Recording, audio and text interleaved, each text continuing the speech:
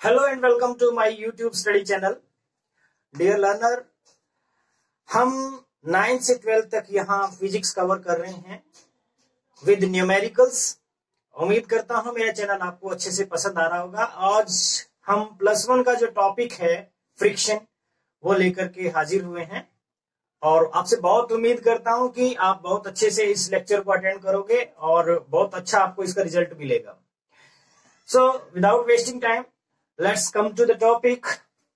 आज हमारा जो टॉपिक है वो है फ्रिक्शन रिलेटेड। इससे पहले मैंने न्यूटन्स लॉ ऑफ मोशन के बारे में आपको एक्सप्लेन किया था। अब न्यूटन्स लॉ ऑफ मोशन का जो सेकंड पार्ट है किस्म से फ्रिक्शन, उसको हम डिस्कस करने जा रहे हैं। फ्रिक्शन बेसिकली हमारे डेली रूटीन में, डेली लाइफ के अंदर ढेरों जगह पे हमें देखने को मिलता है। फ्रिक्शन एक टाइप में हमारे लिए नेसेसरी इविल है, यानी रिक्वायरमेंट भी है और कई जगह पे इसका हमें नुकसान भी होता है। सबसे पहले तो हम यही चीज डिस्कस करते हैं कि फ्रिक्शन एक्चुअल में है क्या। जैसा आप देख पा रहे हो, डेफिनेशन मैंने जो लिखी है, it is defined as an opposing force comes into play whenever a body moves और tends to move over another body और due to relative motion of the body. अब एक्चुअल में क्या होता है कि दो ऑब्जेक्ट एक दूसरे के ऊपर स्लाइड करते हो या try to slide over the body, तब उनके बीच में एक्चुअल में एक रिलेटिव मोशन की वजह से एक फोर्स जो है आता है, जिसको हम अपोजिट फोर्स यानी फ्रिक्शन बोलेंगे। ठीक है। अब ये जो फ्रिक्शन फोर्स है ये हमेशा सेल्फ एडजस्टिंग फोर्स होता है और it always act opposite to the motion of the body. यानी जैसे मान लिया कि हमारे पास कोई ऑब्जेक्ट है, ये ऑब्जेक्ट, और ये इसके ऊपर स्लाइड कर रहा है। आपने कुछ फोर्स P अप्लाई किया इसके ऊपर जिससे ये स्लाइड करना स्टार्ट करे और मे ट्राई टू स्लाइड। अब इस केस में फ्रिक्शन फोर्स हमेशा इसके ठीक अपोजिट डायरेक्शन में क्रिएट हो जाता है। ठीक है। फ्रिक्शन एक्चुअल में सेल्फ एडजस्टिंग फोर्स हम क्यों बोल रहे हैं? क्योंकि एक्चुअल में अगर यह फोर्स की डायरेक्शन, जो अप्लाइड फोर्स है, अप्लाइड फोर्स की डायरेक्शन आप चेंज करोगे तो फ्रिक्शन फोर्स ऑटोमेटिकली अपने आप को एडजस्ट कर लेता है just opposite to the applied force. Okay, so that's why we are saying that it is a self-adjusting force. It always acts opposite to the motion of the body. Body किस तरफ move कर रही है उसके ठीक opposite direction में move करता है। एक नेसेसरी इविल है, नो डाउट। हमें रिक्वायरमेंट भी है। जैसे हम सपोज कर लेते हैं कि हमारे पास में मोटरसाइकिल है, गाड़ी है, इनके अंदर बहुत तरह के नट बोल्ट वगैरह लगे होते हैं, बट ड्यू टू फ्रिक्शन ये एक दूसरे से स्लाइड करके, एक दूसरे से फ्रिक्शन की वजह से घिसना स्टार्ट हो जाते हैं। तो ये हमारे लिए लॉस है, ये एक किस्म से फ्रिक्शन का डिसएडवांटेज है। ठीक है। बट एडवांटेज भी है इसका। एडवांटेज ये है कि जैसे आप देखिए सरफेस के ऊपर अगर आप चल पा रहे हो, किसी प्लेन स्मूथ सरफेस के ऊपर अगर आप चल पा रहे हो, this is because of friction force. Friction force between the shoes and the floor. ठीक है। शू और फ्लोर के बीच में फ्रिक्शन फोर्स है। टायर है, टायर के अंदर ग्रिप बनाई जाती है ताकि उनके बीच में फ्रिक्शन फोर्स जनरेट हो सके। अदरवाइज जब हम ब्रेक अप्लाई करेंगे तो विदाउट फ्रिक्शन हम उसको रोक नहीं पाएंगे। ठीक है। तो कहने का मतलब यह है कि फ्रिक्शन फोर्स नेसेसरी भी है और इसका डिसएडवांटेज भी है। दैट्स व्हाई यहां पे ये स्टेटमेंट मैंने लिखी है, इट इज नेसेसरी इविल। ठीक है। ऐसे बहुत सारे एग्जाम्पल है आपके डेली रूटीन में, आप देखोगे तो बहुत सारे एग्जाम्पल आपको मिल जाएंगे। नेक्स्ट हमारे पास आता है ओरिजिन ऑफ फ्रिक्शन। फ्रिक्शन का ओरिजिन कैसे होता है, ये कहां से हुआ, ये सब चीज को हम समझते हैं। देखिए बेसिकली इसके लिए हम मेरे पास में दो व्यू है, older view and modern view. Older view और मॉडर्न व्यू पे अगर हम बात करें तो सबसे पहले मैं डिस्कस कर लेता हूं ओल्डर व्यू। ओल्डर व्यू से मतलब है कि जब हम यहां पे एक बॉडी को दूसरी बॉडी के ऊपर स्लाइड करते हैं तो ओल्डर व्यू ये बोलता है कि दोनों बॉडी के सरफेस जो होते हैं वो एग्जैक्टली वेरी स्मूथ नहीं होते, एग्जैक्टली वेरी स्मूथ नहीं होते। ठीक है। उनके अंदर कुछ रफनेस होती है, इरेगुलरिटीज होती है। ये इरेगुलरिटीज एक दूसरे के अंदर क्या हो जाती है, जकड़ जाती है, जिसके चलते फ्रिक्शन फोर्स जनरेट होता है। ठीक है। अब इस तरीके से ये जो इरेगुलरिटीज है ये एक दूसरे के अंदर क्या हो जाती है, फंस जाती है, जिसके चलते यहां पे क्या हो रहा है, फ्रिक्शन फोर्स जनरेट हो रहा है। ये ओल्डर व्यू की स्टेटमेंट है एक किस्म से, ठीक है। ओल्डर व्यू यही बोलता है कि जो इरेगुलरिटीज है उनकी वजह से फ्रिक्शन फोर्स है। बट जो मॉडर्न व्यू है, मॉडर्न व्यू ने, अगर मॉडर्न व्यू में जाए तो हमें कुछ और भी वजह पता चलेगी इसकी। जैसे मान लेते हैं कि अल्ट्रा स्मूथ सरफेस भी अगर ले लेते हैं उसमें भी फ्रिक्शन फोर्स होता है, वहां फ्रिक्शन होने की क्या वजह है। तो मॉडर्न व्यू ये बोलता है कि फ्रिक्शन फोर्स सिर्फ और सिर्फ इरेगुलरिटीज की वजह से नहीं है।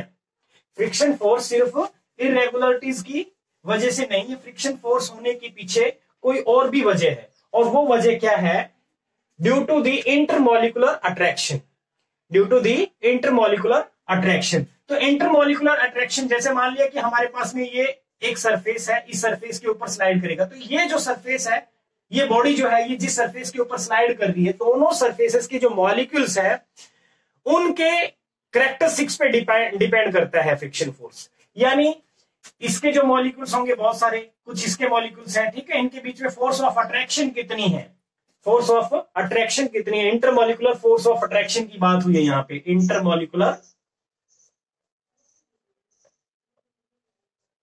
Intermolecular force of attraction, intermolecular force of attraction, इनकी बात हो रही है। यानी दोनों सरफेसेस, दोनों बॉडी के सरफेसेस के बीच में इंटरमॉलिक्यूलर फोर्स ऑफ अट्रैक्शन है, जिसके चलते यहां पे फ्रिक्शन फोर्स जनरेट होता है। अब ये दो तरह का होता है, इंटरमॉलिक्यूलर फोर्स ऑफ अट्रैक्शन भी दो तरह का होता है। वो दो तरह के कौन से फोर्स हैं उनको भी मैं बता देता हूं। नंबर एक है quasi force,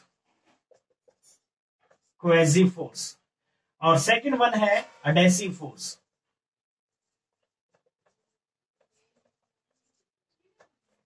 quasi force generally जो फोर्स ऑफ अट्रैक्शन है, दोनों ही फोर्स ऑफ अट्रैक्शन ही है, मॉलिक्यूल्स के बीच में ही लगने वाली फोर्स ऑफ अट्रैक्शन है। बट जो क्वेजी फोर्स है ये जनरली सेम टाइप के मॉलिक्यूल्स के बीच में फोर्स ऑफ अट्रैक्शन होती है। जैसे मैं ये कहूं कि वाटर का मॉलिक्यूल वाटर के मॉलिक्यूल को अट्रैक्ट कर रहा है, तो यहां जो फोर्स ऑफ अट्रैक्शन है उसको हम क्वेजी फोर्स या फोर्स ऑफ क्वेजन बोलेंगे, फोर्स ऑफ क्वेजन या क्वेजी फोर्स, सेम टाइप के। That means the force of intermolecular force of attraction between the same type of molecule is known as cohesive force.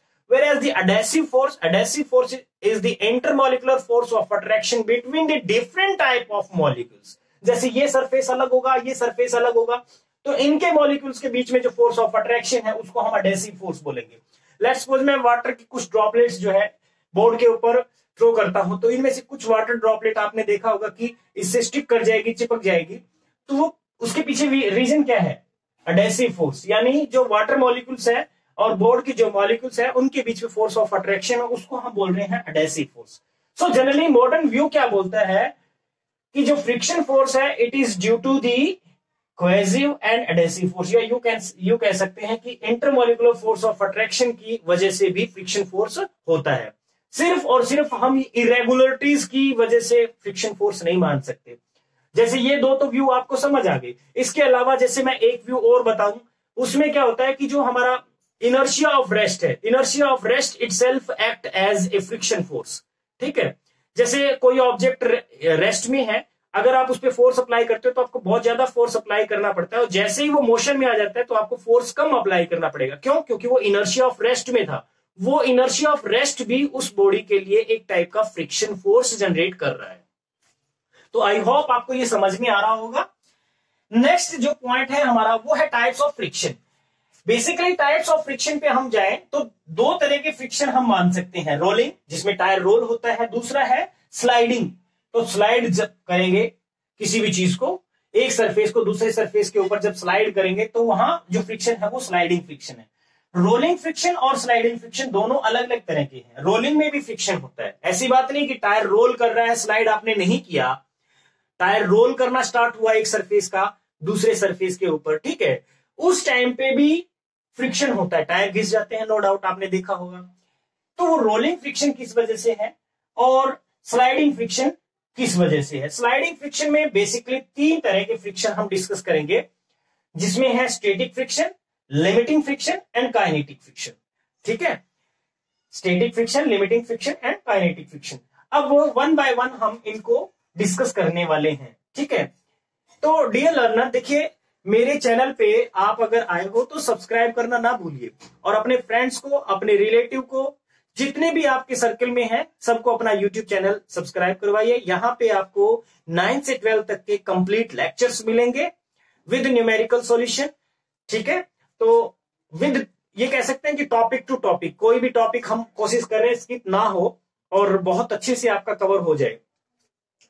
तो dear student, अभी आपको हम rolling friction और sliding friction के बारे में एक्सप्लेन करेंगे। रोलिंग फ्रिक्शन में क्यों होता है फ्रिक्शन, ठीक है, और स्लाइडिंग में फ्रिक्शन क्यों होता है, ये बारे में हम डिस्कस करने वाले हैं, ठीक है।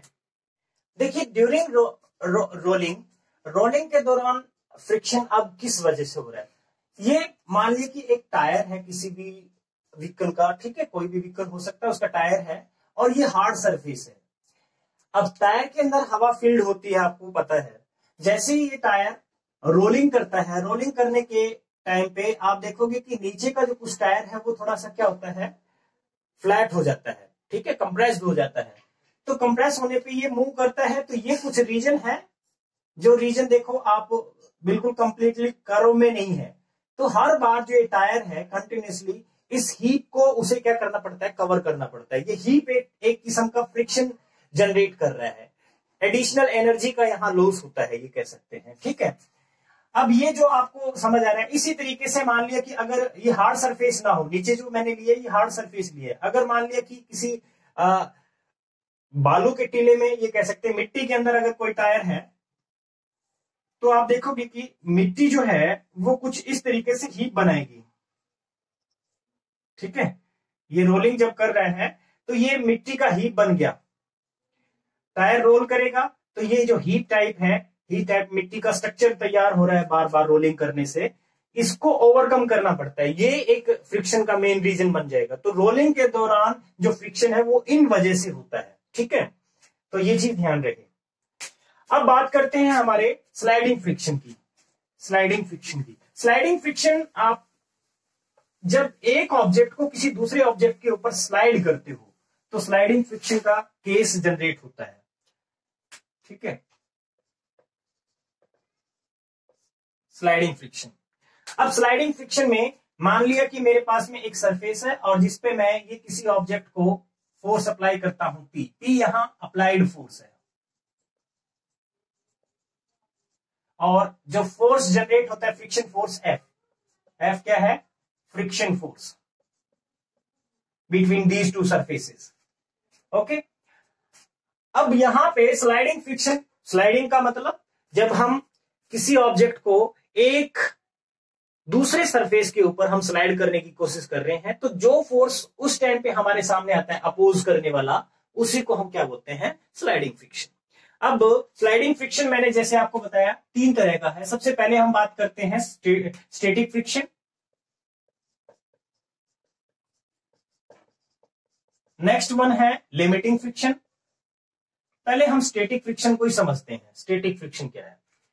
कई बार क्या होता है कि जैसे हमारे घर में कोई हैवी सा ऑब्जेक्ट है, उसको हम स्लाइड करने की कोशिश कर रहे हैं, फोर्स अप्लाई कर रहे हैं, बट वो स्लाइड नहीं हो रहा है।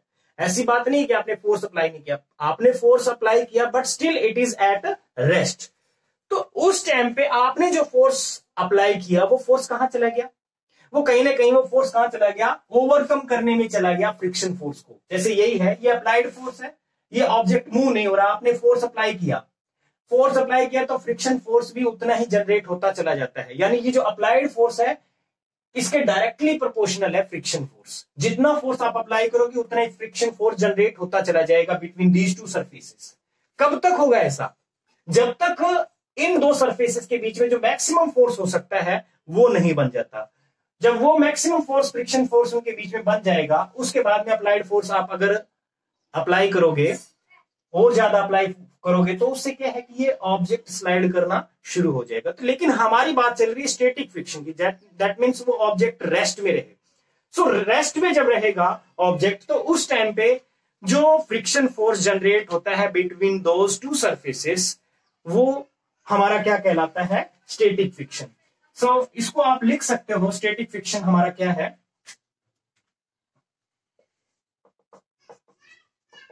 this friction comes into play between two surfaces in contact,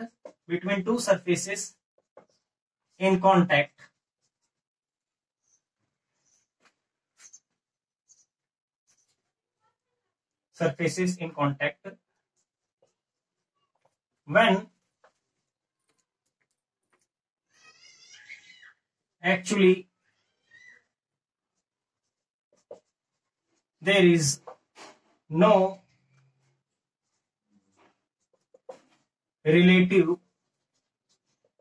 motion on applying force. Okay, so static friction एक टाइप का दो सरफेसेस के बीच में कब क्रिएट होगा, जब रिलेटिव मोशन हो ही ना पाए और आप फोर्स भी अप्लाई कर रहे हो, ठीक है, उस केस में स्टैटिक फ्रिक्शन जनरेट होता है, ठीक है, उस केस में स्टैटिक फ्रिक्शन जनरेट होता है। अब ये कह सकते हैं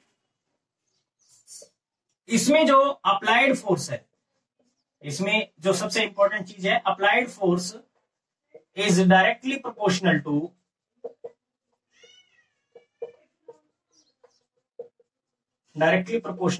द फ्रिक्शन फोर्स,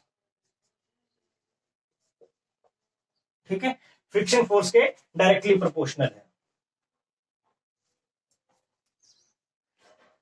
ओके, अब देखिए ये भी चीज हमें क्लियर हो गई, स्टैटिक फ्रिक्शन का मतलब ये है। मैं इनके लॉज पे हम बाद में डिस्कस करेंगे, अभी लॉज हम नहीं स्टडी कर रहे हैं। नेक्स्ट जो है वो है लिमिटिंग फ्रिक्शन। सेकंड जो है हमारा लिमिटिंग फ्रिक्शन।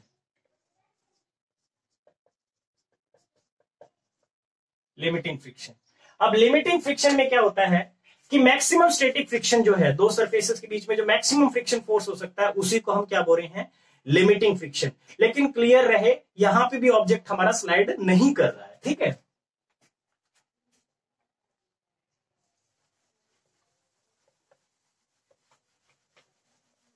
यहां पे हमारा ऑब्जेक्ट स्लाइड अब नहीं करेगा, लेकिन ये कह सकते हैं कि मैक्सिमम स्टैटिक फ्रिक्शन है दो सरफेसेस के बीच में।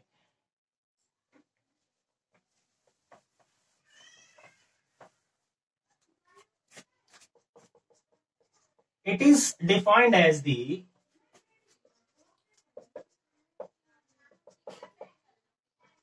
maximum static friction between two surfaces in contact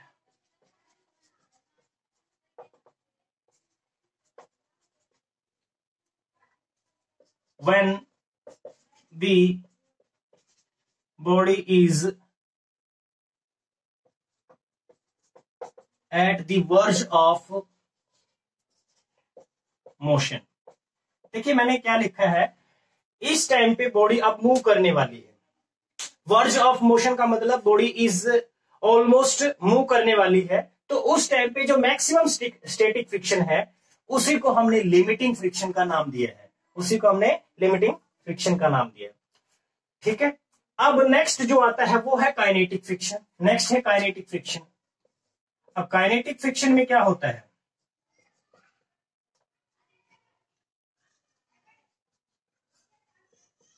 kinetic friction दो सरफेसेस के बीच में कब होगा, जब ऑब्जेक्ट एक सरफेस के ऊपर स्लाइड करना शुरू हो जाए, ठीक है, तो उस केस में काइनेटिक फ्रिक्शन, नाम से ही पता चल रहा है काइनेटिक, दैट मीन्स मोशन की बात हो रही है यहां पे। So it is defined as the friction force,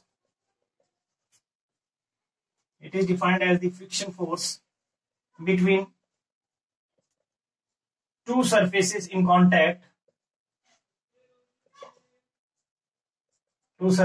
contact when the body actually slide over any surface, ठीक है। जब किसी सरफेस के ऊपर बॉडी स्लाइड करना शुरू हो जाए, उस केस में हम कह सकते हैं कि काइनेटिक फ्रिक्शन जनरेट हो रहा है। तो ये ऑब्जेक्ट जो आपने रखा है, इस पे आपने P अप्लाइड फोर्स जनरेट किया, P फोर्स आप इंक्रीज करते जा रहे हो। एक स्टेज ऐसी है कि आप P फोर्स अप्लाई कर रहे हो, ये मूव नहीं कर रहा है, धीरे धीरे P को आप इंक्रीज करते जा रहे हो। फ्रिक्शन फोर्स भी डायरेक्टली प्रोपोर्शनल है, इंक्रीज होता चला जाएगा, स्टैटिक फ्रिक्शन का केस है। अब आपने P इतना अप्लाई कर दिया कि फ्रिक्शन फोर्स इस सरफेस और इस सरफेस के बीच में मैक्सिमम जितना हो सकता था वो हो चुका। उसके बाद अब फ्रिक्शन फोर्स आगे इंक्रीज नहीं हो सकता, वो केस होगा हमारा लिमिटिंग फ्रिक्शन का। अब आपने फ्रिक्शन फोर्स को और इंक्रीज कर दिया, फ्रिक्शन फोर्स को जैसे इंक्रीज करोगे उस केस में अब सॉरी फ्रिक्शन नहीं, अप्लाइड फोर्स को आप जैसे ही इंक्रीज करोगे तो फ्रिक्शन फोर्स फर्दर इंक्रीज नहीं हो पाएगा, क्योंकि दो सरफेसेस के बीच में जो मैक्सिमम फ्रिक्शन हो सकता है वो हो चुका। ठीक है, उसके बाद में आप अप्लाइड फोर्स जैसे इंक्रीज करोगे तो फ्रिक्शन फोर्स कम होगा, जिसकी वजह से हमारा ऑब्जेक्ट जो है स्लाइड करना शुरू कर जाएगा, जिसको हम लेते हैं काइनेटिक फ्रिक्शन के अंदर। ठीक है, अब हम वन बाय वन इनके लॉज को डिस्कस करेंगे। यानी सबसे इंपॉर्टेंट है लॉज लिमिटिंग फ्रिक्शन और काइनेटिक फ्रिक्शन के। अगर हम स्टैटिक फ्रिक्शन के लॉज की बात करें तो स्टैटिक फ्रिक्शन में सिंपली यही है कि जो फ्रिक्शन फोर्स है it is always directly proportional to the normal reaction. ये नॉर्मल रिएक्शन है, ये ऑब्जेक्ट रखा है, इसका वेट W = mg है। तो ये फ्रिक्शन जो है हमेशा किस पे डिपेंड कर रहा है, directly proportional to the normal reaction. Normal reaction किसके इक्वल है, R = mg के इक्वल है यहां पे।